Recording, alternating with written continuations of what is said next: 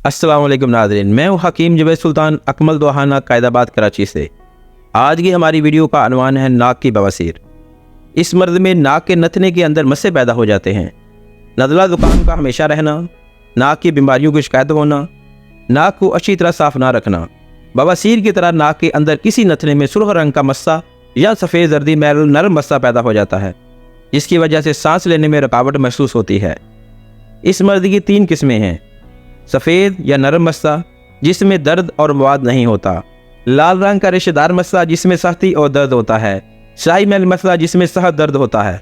इन मस्सों से पानी और कभी खून निकलता है। जिस नथने में मस्सा हो इससे सांस नहीं ली जा सकती। अगर मस्सा बहुत बढ़ जाए तो नाक का नथना उबर का चेहरा बदसूरत हो जाता है।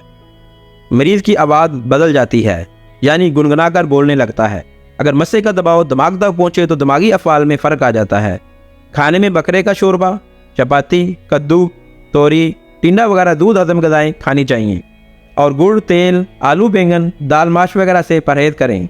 आपके लिए लाया है 4 अद्वियात पर मुश्तमिल एक मुकम्मल कोर्स जिसकी कीमत 3200 रुपये है। इसमें शामिल ड्रॉप वर्म और स्वेलिंग को कम करता है और सांस की रुकावट को ख़त्म करता है।